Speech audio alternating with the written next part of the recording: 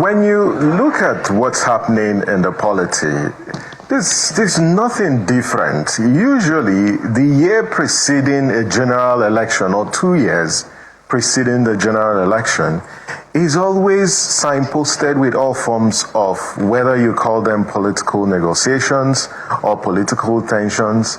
It's not new.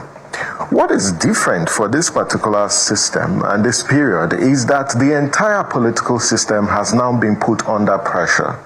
It's been put under pressure as a result of several factors. One, on one hand, we are amending our laws and we're making and introducing remarkable changes that will alter timelines, whether they are around conducting elections on one day or concluding election petitions before swearing in.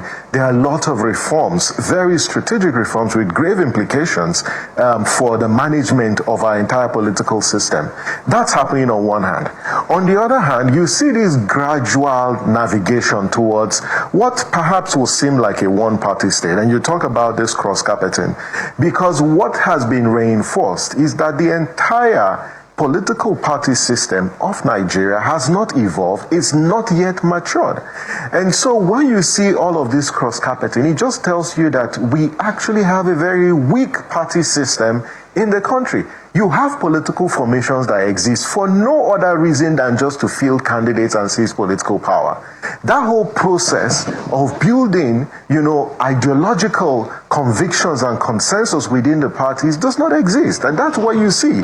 You see political formations that have absolute disregard for the tenets of democracy. They can't even uphold the simple democratic principle of respect for their own rules.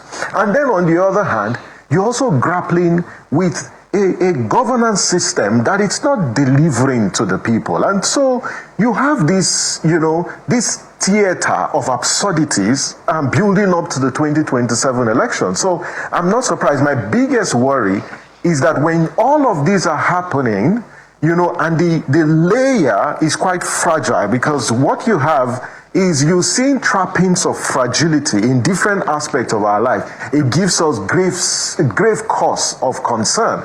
And I hope that the political actors and those who are the driver's seat will put political stability, will put national interest over and above the parochial and primordial interest that seems to be the guiding philosophy of political engagement in today's Nigeria.